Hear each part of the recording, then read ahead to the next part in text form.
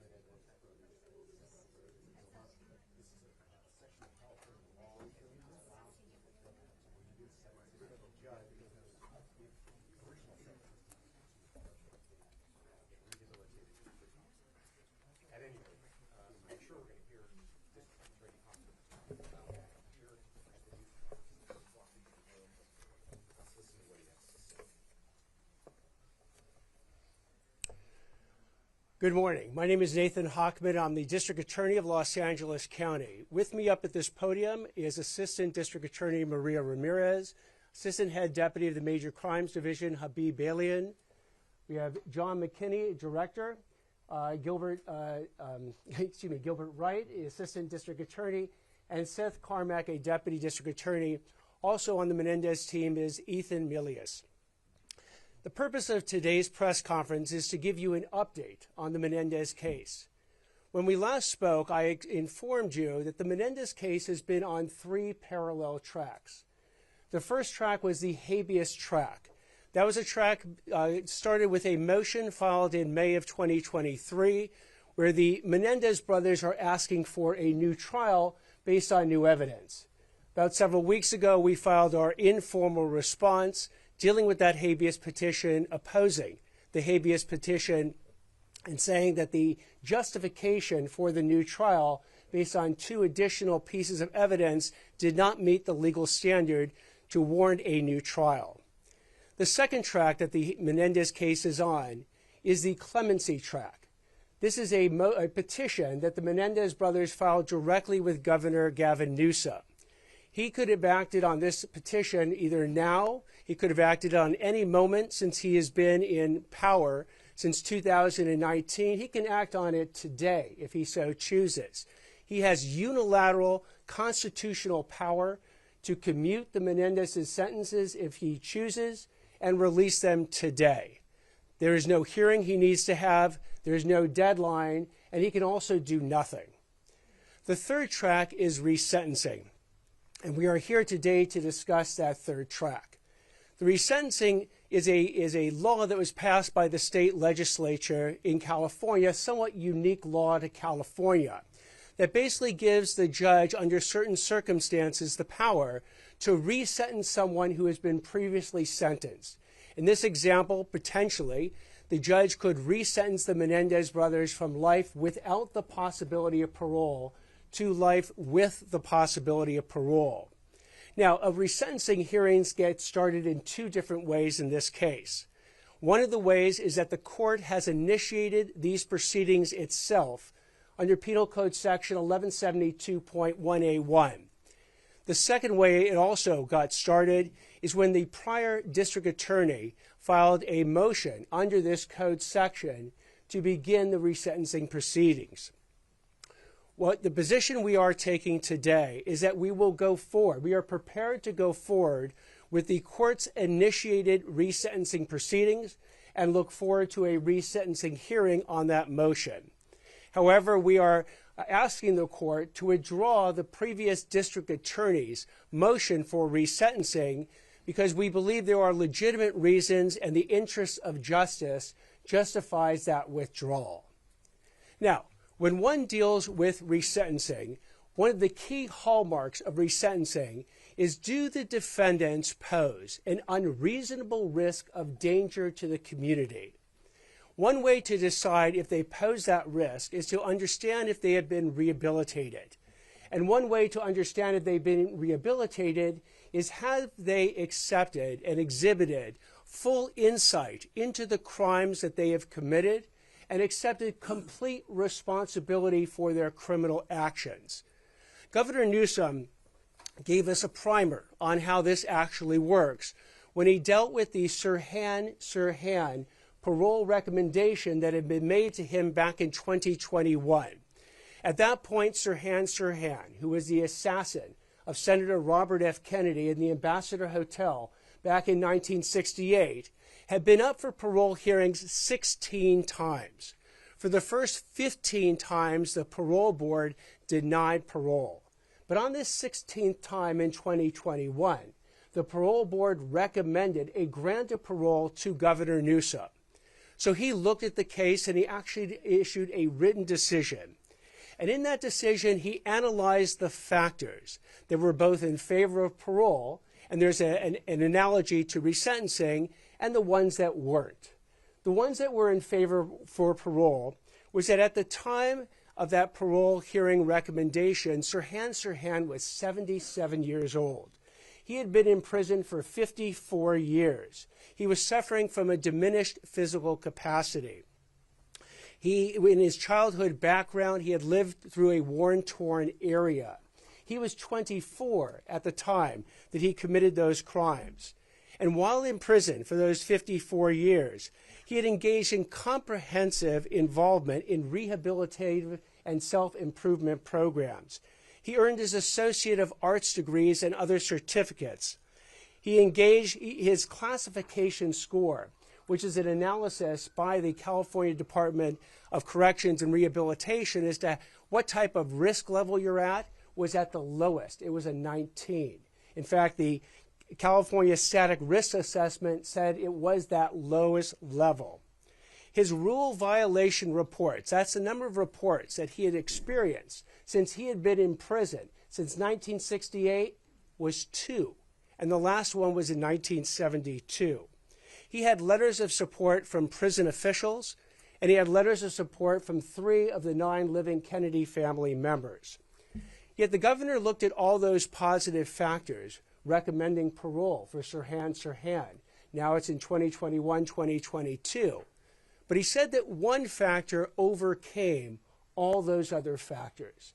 And that one factor is that Sirhan had not demonstrated full insight into his crimes. He had not completely accepted responsibility for his actions based on his multiple stories of what had occurred that night in 1968.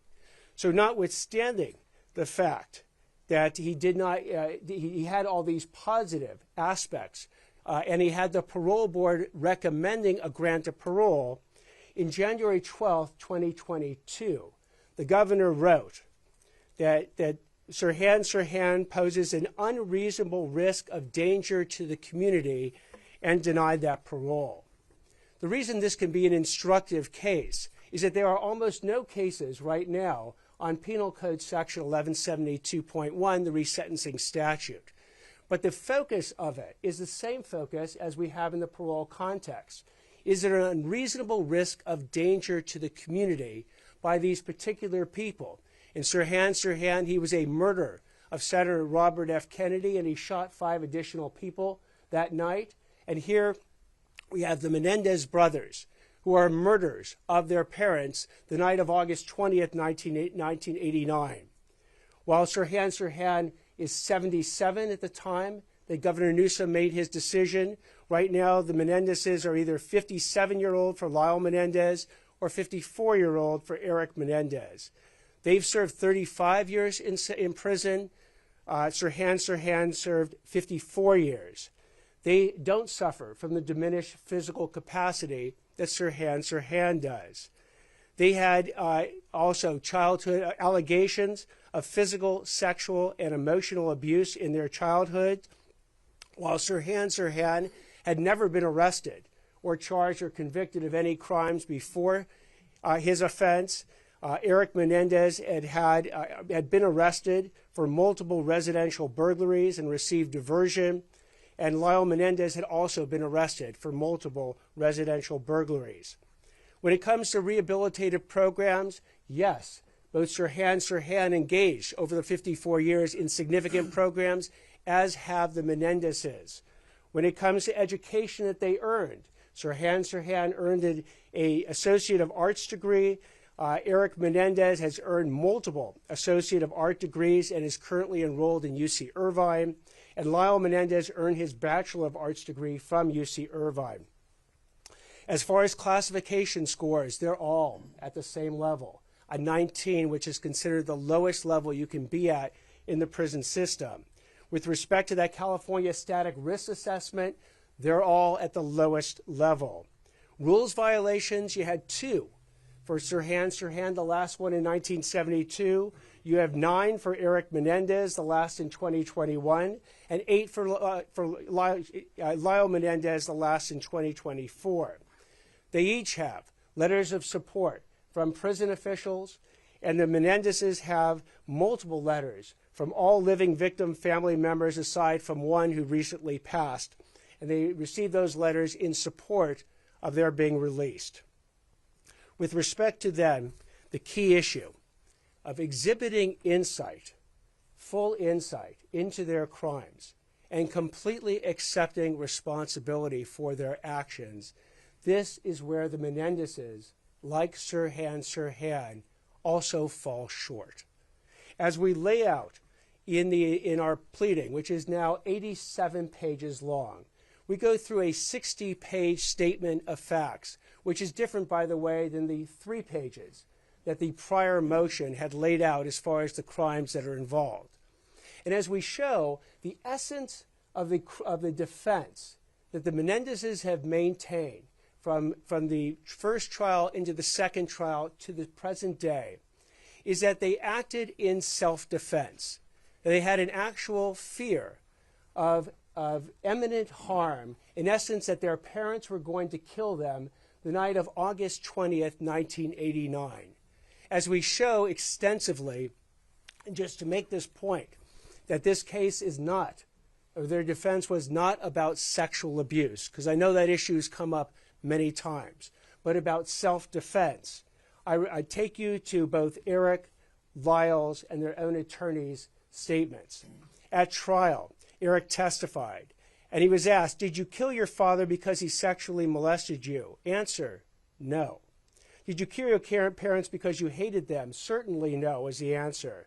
"Did you kill your parents because you wanted their money?" Answer, no.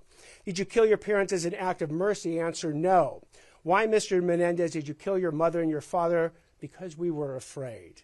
"What is it you were afraid of?" "I was afraid of dying." "Who were you afraid was going to kill you?" "My mom and my dad." Lyle Menendez similarly testified as well. It was asked the question, on August 20th, 1989, "Did you or your brother kill your mother and father?" "Yes." "Did you kill them for money?" "No." "Did you kill them because you wanted to pay them back for the way they had treated you?" "No." "Why did you kill your parents?" "Because we were afraid." That is the essence of their defense at trial. It was not sexual abuse. The jury was never asked to render a verdict on sexual abuse. It was all about self-defense. In fact, Erik Menendez's attorney, Leslie Abramson, said, "We have never said that because you're abused, you're justified in killing your abuser. We didn't argue that and never will." So the question then is, have the Menendezes exhibited insight into the fact that their self-defense defense was fabricated? And as we go through the iterations of their defense that they issued from the time that they were arrested until the time that they went to trial, until the present day, what you will see is that the self-defense was the last iteration and version of their defenses. Because remember, the first defense that they came out with was, we didn't do it. That's not us. If you remember the 911 call, if you remember Erik Menendez screaming and crying when the police came out that night, he says to the police, we're going to kill them, referring to the people who had just murdered his parents. We're going to kill them. We're going to torture them. Who would have done this thing? The answer is the Menendezes. But their first iteration was it wasn't them. It was either the mafia or the cartel or the dirty business associates of Jose Menendez. They persisted in this lie not just the night of August 20th, but kept that lie going for months and months and months. And had Erik not confessed to his therapist, Dr. Oziel, months later, and that confession been taped, and that confession's tape been turned over to the police, they would have maintained it wasn't us. They convinced not just the media, not just the police, but their family and their friends that they were 100% innocent of these crimes. Until eventually these tapes came out, they were arrested, and then they changed to the next iterations. Because the next iteration of the story was when Lyle Menendez gets his girlfriend, Jamie Pisarek, to visit him at prison and says, I want you to testify that my father drugged you and violently raped you, establishing that Jose Menendez was a violent rapist. Jamie Pisarek refused to do that. So the next iteration of the story was that Lyle Menendez asked Jamie Pisarek and said to her, well, Erik Menendez was raped by my father, but I was raped by my mother. That's a story that was then repeated to Erik and Lyle Menendez's uncle, Carlos Baralt, that Erik Menendez was molested by the father, but Lyle Menendez was molested by the mother. That iteration didn't go forward. The next iteration that ultimately came out at trial and just before trial was that both boys were molested by the father. But as you heard a moment ago, that wasn't a defense to the charges of first-degree murder with special circumstances. Because you had to add one more thing that the jury was now going to consider, is not just that they were sexually abused, but they were actually in actual fear of imminent harm, of their lives being taken by their parents the night of August 20th, 1989. So self-defense is the defense that they set forward at the trial. But what we show in our pleading is we go through the timeline to show that the Menendezes have basically engaged in not just the ultimate lie of self-defense, but a whole series of lies around it. And they took actions that were both premeditated and deliberate, not just sort of immediate responses to their parents somehow threatening them the night of August 20th. We point out that days before the murders on August 20th, on August 18th, the Menendezes drove 120 miles to San Diego to purchase shotguns and ammunition and used a fake ID and a fake San Diego address to make sure that the guns and the ammunition would not be connected to them. The day before the killings, August 19th, they go to a firing range and they find out that the birdshot ammunition that they had bought isn't good enough to kill someone.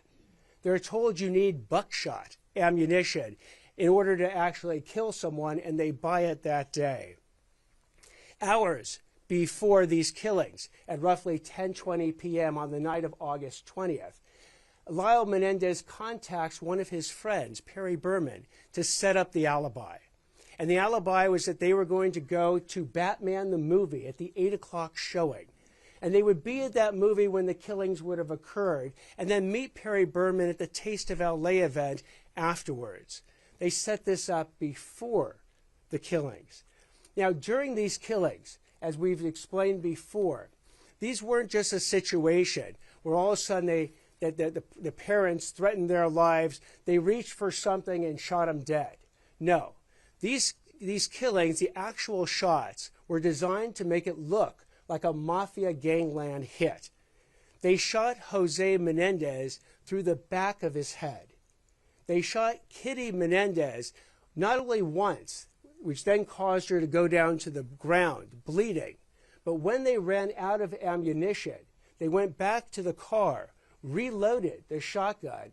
Then Lyle Menendez took the shotgun, put it up to Kitty Menendez's face, and pulled the trigger. Again, to make it look like a gangland shooting, but that was not enough.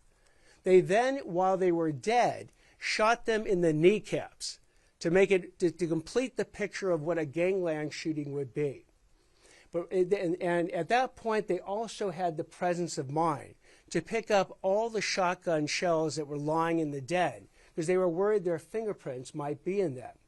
They then called Perry Berman to establish the alibi and went to the movie theater to buy the tickets, only to find out they couldn't buy the 8 o'clock showing because the next showing had already occurred.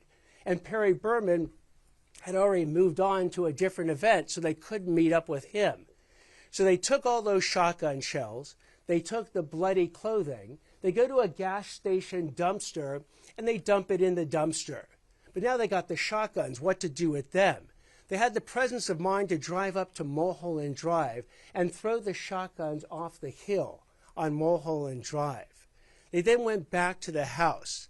When they get back to the house, that's when they made the 911 call that someone killed our parents. And then when the police arrived, that's when they said, as I said before, when Erik and Lyle are running out screaming and crying, and Erik says, I'm going to kill them, I'm going to torture them. Who would do this? Knowing, of course, that it was him and Lyle who had done that exact crime a little more than about an hour and a half beforehand. So you had a situation then where thereafter they engage in this deception, the mafia hoax, the lies to their friends, their family, the media, and the police. And what's interesting as well is the actions they take immediately afterwards. If these were kids that had just lost their parents, you would think the last thing in their mind would be to check on where the will is. But sure enough, within 48 hours, they go ahead and obtain the computer that they believed a new will had been written on, disinheriting them, bring in a computer expert to delete and then double delete all the files dealing with Erik, Lyle, or Will that are on the computer. Go ahead and remove the safe from the family home into a neighbor's home to look at the safe only to determine there was no will in that. And then even go to the bank safe deposit box to go ahead and see if Jose Menendez had put the new will there, disinheriting his sons as he told them he was going to do. So the story again keeps going on, and today Erik and Lyle Menendez, at least from the beginning, fully expected for them never to go to prison because they had successfully convinced everyone that they didn't do it until they spoke to Dr. Oziel. And Erik, feeling the pangs of guilt, feeling even suicidal, talked to Dr. Oziel and basically told Dr. Oziel that they had done it. When asked about why they killed their father, they didn't mention self-defense. Why they killed their mother that night, they didn't mention self-defense. What they said about the father, what Erik said, is that he was a controlling, dominating force, and that is the reason that he was killed. When he was asked about the mother, he said the mother would be a witness to the crime, so she had to die. That the mother was so miserable because the father had had an affair that we needed to put her out of her misery. That the mother could not live without the father, and if we were going to kill the father, we had to kill the mother. What doesn't happen in any of the taped conversations with Dr. Oziel, and remember, he is being brought on by the attorneys to eventually go ahead and prepare a defense to the murder charge. So what they never tell Dr. Oziel in all the taped confessions is that they were in any fear of their life that their parents were going to kill them that night or any night. and that they experienced sexual abuse by the father. So the story then goes on, because once they get into jail, additional lies come up. I've spoken before about the lies that Lyle tried to tell with Jamie Pizarnik about her being violently raped by Jose Menendez. They also enlist another of Lyle's girlfriends, Tracy Baker, where Lyle literally writes her a script, a letter that is found later, that lays out a story of the mother trying to poison the Menendez brothers and the entire family. Tracy Baker actually testifies to this false story in the first trial, though not in the second. And not only that, but Erik and Lyle Menendez each testify to this fake "mom's going to poison us" story. What we also find out is that Lyle enlists one of Erik's friends, a guy named Brian Eslamania, to go ahead and corroborate the self-defense story. How is he going to do it? Because the letter that Lyle writes to Brian Eslamania, which is actually found by the police, gives detailed instructions down to the actual word that Brian's supposed to say that the day before these killings, the Menendez brothers came to him to get his handgun in order to establish that they had this fear of their parents even at 24 hours before, and tried to get a handgun. That is actually disproven. And when it's disproven, again, Brian Eslamania says, look, I didn't have that conversation with the Menendez brothers, and I didn't even have a handgun to give them, even if they said that I did. So you had these situations. The Brian Eslamania attempted suborning perjury. The Jamie Pizarnik attempted suborning a perjury, and the Tracy Baker actual suborning a perjury that the Menendez brothers engaged in to establish the self-defense. But it failed. And the reason we know it failed is that a jury heard all this evidence. And the jury, the second jury, the first jury hung.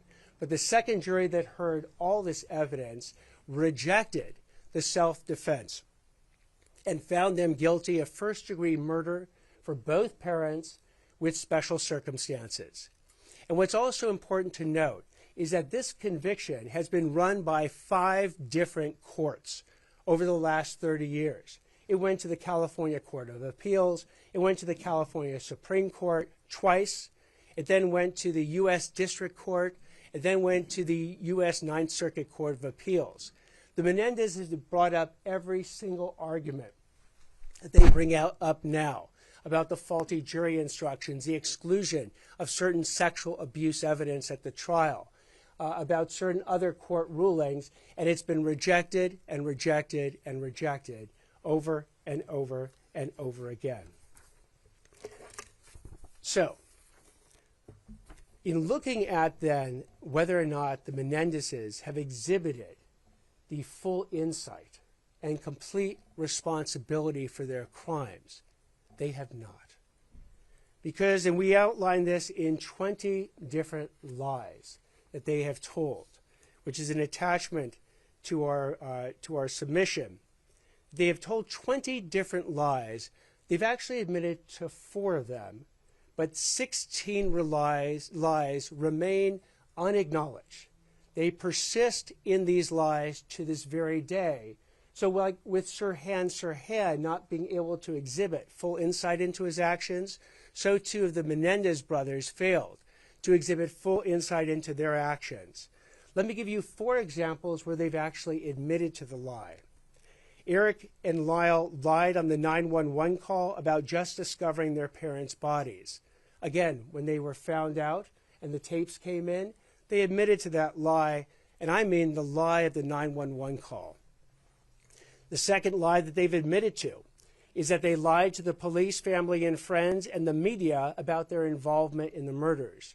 Again, when their confession came out on tape, they had to admit to that in the first and the second trial.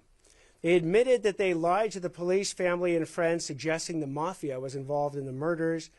And Erik admitted that he lied when he told his expert psychiatrist, Dr. Vickery, that his parents would kill him because his father's homosexual lover warned him that he was in danger 2 days before the murders. This is something that Erik Menendez told Dr. Vickery, and then months and months later finally recanted and told Dr. Vickery that that was a lie. But there are 16 lies that remain to this day that have been affirmed as recently as last year, where they affirmed the self-defense and they've never admitted to the suborning of perjury of others or the attempted suborning perjury. These lies include when Erik and Lyle claimed that their parents were going to kill them, that they had to act in self-defense by murdering them first. That the Brian S. Lamina letter, that they basically tried to suborn perjury from Brian S. Lamina, telling him to testify that they borrowed one of his handguns the night before the murder. Another lie that they told to support their self-defense story is that on that Friday, when they go down to San Diego, they said they actually didn't start in San Diego. They said they started at the Big Five sporting goods store in Santa Monica to try and buy handguns. That unfortunately there was a 14-day waiting period, they said, so they couldn't buy the handguns at that Big Five sporting goods store in Santa Monica. They both testified to this. Turns out, as the evidence came in at trial, the Big Five sporting goods store in Santa Monica hadn't sold handguns for 3 years at that point. So it was impossible for them to have actually gone and tried to purchase a handgun instead of a shotgun that particular day. They've never admitted that they provided that fake ID and fictitious address to buy those shotguns in San Diego in order to conceal their connections to the shotguns and the ammunition. They just said that they used a fake ID because they had driven all the way down to San Diego and forgot their California driver's licenses. They testified that the day before the murders, they had stayed away from the home all day that Saturday, even though a witness came forward who was the pool repairman, who said they were playing tennis that day at the house and disrespecting the parents who were in front of them. Again, another lie which they have never acknowledged. They lied when they said they didn't plan that alibi before the murders. They lied when they said they did not ask Perry Berman to come back to their house in order to be a witness on the discovery of the mutilated bodies. They lied when they said that they did not stage the murders to look like a mafia gangland hit. They lied when Lyle said that he tried to suborn that perjury from Jamie Pisarcik about his father drugging and violently raping her. They've never admitted that they lied when they testified that their mother was so dangerous and unpredictable that she tried to poison the whole family. And they've never admitted the suborning of perjury from Tracy Baker when they actually got one of Lyle's girlfriends to testify to the fake mother's poisoning the family story at trial. They further lied when they testified that they thought their parents were going to kill them during their Saturday afternoon fishing trip. They lied when they testified that when they burst into the den with their shotguns, that it was too dark to see and their parents were standing up or moving towards them. Expert testimony showed that at all times the parents were seated on the couch when they were shot, or mom was on the ground bleeding to death when Lyle came back and shot her in the face. They lied when they said that they testified that the reason they rushed in on their parents was because of self-defense, and they thought that their parents were going to shoot them first that evening. And they lied when they testified that Dr. Oziel blackmailed them into confessing on tape to murdering their parents.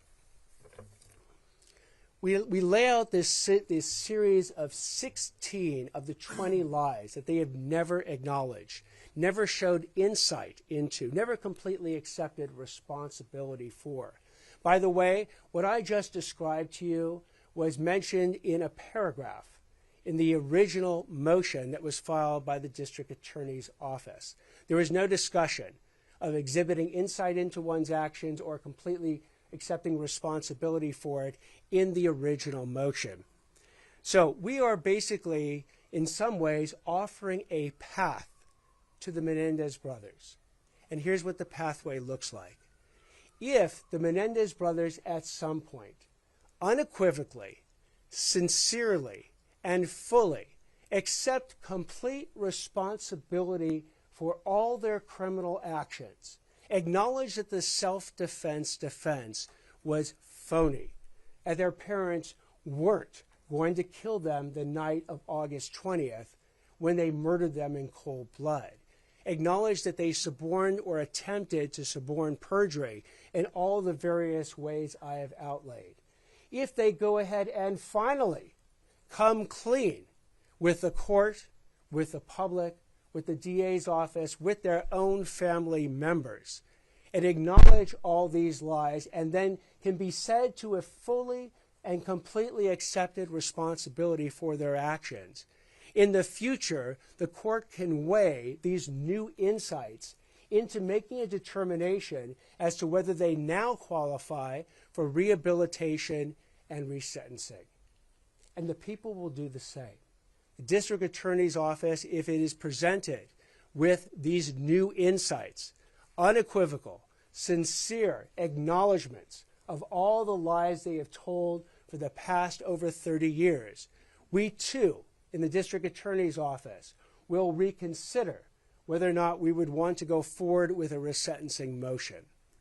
But for now, while the Menendez brothers persist in telling these lies for the last over 30 years about their self-defense defense, and persist in insisting that they did not suborn any perjury or attempt to suborn perjury, then they do not meet the standards for resentencing.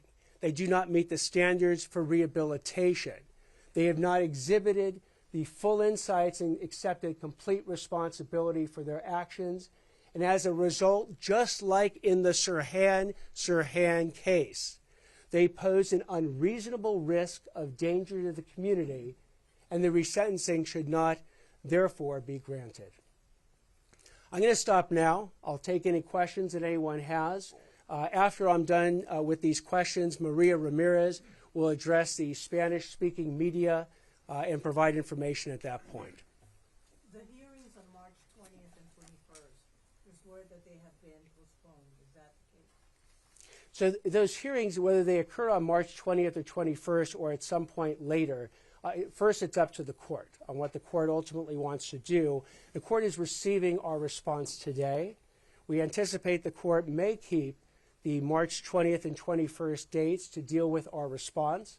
Again, part of our response is to go forward with the court's initiated motion for resentencing, and part of our response is a request to withdraw the DA's motion in this regard. The court might have the hearing then on that issue, and then if in fact it decides to go forward with the full resentencing, set a hearing in the future. I know that the governor has now ordered the parole board to do the risk assessment. That risk assessment can take up to 90 days. We don't know when it will actually be completed. The court may or may not want to have that risk assessment done before it has the final resentencing hearing. Yeah, can you just clarify? So obviously you've laid out this case. This reply motion will be in the file no matter what, but you cannot pull back Gascon's motion. You're asking the court to pull that away. If they decline in this hearing, the court will then have to weigh both motions equally. How does this play out in that? Effectively, yes. So what will happen is, again, you have, in some ways, double motions going forward. And in looking at the different motions, we have now analyzed the original motion filed by the district attorney's office and saw that in no way, shape, or form did they deal with what we believe to be one of the key issues, this exhibition of full insight and complete responsibility for one's crimes. So we are pulling back or asking the court to withdraw that motion, while we're also indicating to the court that we're prepared to go forward on the court's own motion for resentencing. Considering all the facts that you brought up, do you think there's any chance the Menendez brothers are going to get out of jail in the next few years? Again, we have laid out a pathway for the Menendez brothers to potentially get out of jail.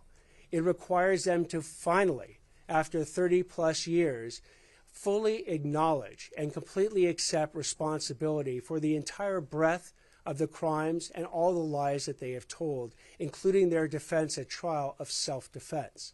If they go ahead and do that, and they do it unequivocally, and they do it sincerely. Ultimately, the judge is the final arbiter of the sincerity and whether or not this is just being done to please someone, or whether or not the Menendezes have fully come to grip with the lies that they have told. Again, they had no problem at trial coming to grips with the fact that they had lied for over 6 months to the police, the media, their family, and their friends about the fact that they never did it, were not involved at all, and it was the mafia that had actually done the hit on their parents. So they have a history of acknowledging some lies. I'm hoping that they continue with this evolution of themselves, their improvement of themselves, to finally come to grips with the acknowledgement of the totality of their crimes and their lies. And at that point, the court may very well entertain the idea that they have met all the criteria to not only be rehabilitated, not only no longer pose a danger to society, but to be resentenced. But you don't think they're getting out of jail until they do that? Our position is that they shouldn't get out of jail. Now, ultimately, that is a position. We bring that position to the court. The court can agree with it, the court can disagree with it, or modify it in some respect. I'm sure that the Menendez's lawyers will be arguing that the court should go forward now with the resentencing. I've spoken to the Menendez family members.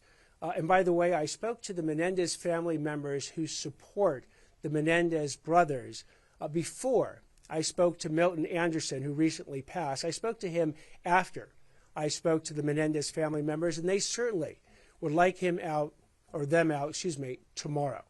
And they'll be encouraging the judge to do the resentencing now. But as we have looked through the facts and the law, and that's what's governing our opinion. It's not emotion, it's the facts and the law. They have failed to meet these requirements to show that they are no longer an unreasonable risk of danger to the community. And that is why our position is that resentencing, if it occurs, they shouldn't actually be resentenced. Have you called the family by any chance and notified them of your decision today? We have not actually spoken directly to the family today. We filed this at the earliest possible time we could at 8:30. We're having this press conference at 10. But when I spoke to the family before, it was an over 3-hour meeting with the family members, the over 20 family members that support the Menendezes being released. And we talked about their rehabilitation in prison. We talked about their beliefs of what happened at the time of the crime. We had a very wide-ranging conversation, and I sat there and I listened to it all. But it does not eliminate the fact that in order to show a full and complete acceptance of responsibility and show full insights into one's criminal actions, that as we have laid out in detail, the self-defense defense was a fabrication. They need to admit to that. They need to admit that they suborned or attempted to suborn all the perjury. And at that point, we might be in a position, if they do it sincerely and unequivocally, to be in a position to then go back to the court and recommend resentencing. Right here. What if they do that in the next couple of weeks before the resentencing hearing? They acknowledge everything, and would you find that to be sincere? Would that change you? Given that you talked about all the lies they've said, how would anything that they would tell you, how would you deem that to be sincere after you've gone through this whole litany of lies that you claim they've made? I will address that in the same way that people ultimately were able to believe the Menendezes when they admitted to the first several lies, the first 4 lies. Because remember, at that point, you had a situation where the Menendez brothers said, we didn't do it. The mafia did it. But they took the stand repeatedly at trial and said under oath that no, we lied when we said we didn't do it. We lied when we said the mafia is the one who gunned down our parents. And they were able to, again, express under oath that belief, and they did it over and over and over again.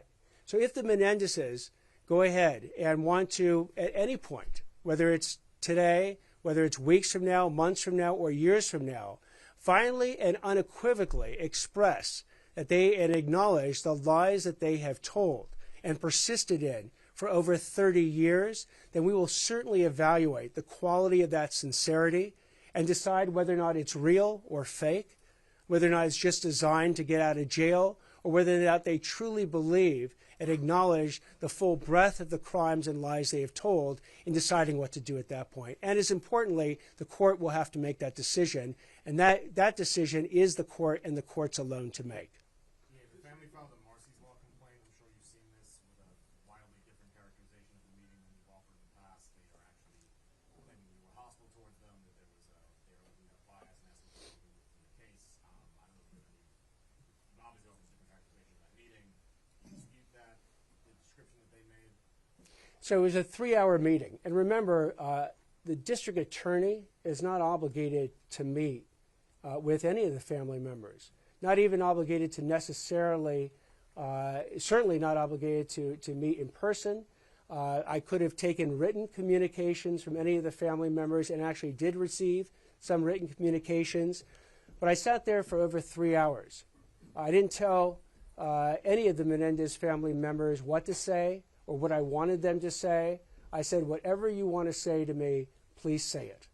And I sat there and listened to everyone who wanted to speak to me until they were done speaking.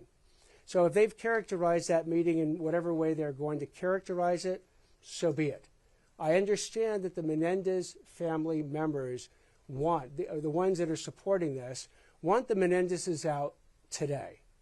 They could go to the governor if they wanted to actually achieve that, literally go to the Governor Newsom today, and he could commute their sentences and release them today. I, on the other hand, am bound by the facts and the law as it pertains to an analysis of whether or not resentencing is appropriate. And that is what I've done. You know, again, the jury heard this self-defense defense way back when, and the jury rejected it. We're just basically, in many ways, following the jury's verdict from way back then, while the Menendezes have for over 30 years not only rejected the jury's verdict, but persisted in the lie of self-defense and the related lies I've talked about. In the back, yes. Still go through with this while it's in the governor's hands. Some could say it makes no sense. Why go through the resentencing? That's actually up to the court. The court can decide to continue a hearing and wait for the governor to weigh in. The court can have and keep the hearing on March 20th and 21st. District attorney is not going to tell the court what to do in this respect. Yes, over here. What about the issue of the age they were when they committed these crimes and how laws have changed with regard to life without the possibility of parole? Good point. Sirhan was 24 years old, and the law says that youthful offenders are under the age of 26. If you actually look at the governor's decision dealing with Sirhan, he mentioned that he has to give special consideration to the age of a particular person, particularly if they're under 26, that the law requires. And so, too, for resentencing, should the court give such consideration to the age of the offender. Sirhan was 24. Lyle Menendez was 21. Erik Menendez was 18 when they committed their murders. So, yes, we need to give that consideration to the age of the offender. And I use the example of Sirhan, where that consideration was given, but yet the failure to exhibit full insight into one's actions and completely accept responsibility for the breadth of one's crimes overcame the pro-parole factors that the governor considered. Going back to what the family had claimed in their letter to the U.S. Attorney's Office, beyond how they framed the meeting, they say in an ongoing way you are biased against the Menendez brothers. How do you respond to those things? I am not. As I've said, not only am I not biased, but I will follow the facts and the law wherever they take us. And in fact, so much so that I've explained in quite long detail exactly where the lack of insight into their criminal actions occurs. I've outlined 16 different lies, 20 lies total, 4 of which they've acknowledged, 16 of which they have not. So I've outlined a pathway in the district attorney's position on how the Menendezes could exhibit these new insights. Now, whether they're sincere, whether they're unequivocal, that's between the Menendezes and mostly the court as to whether or not the court actually believes them.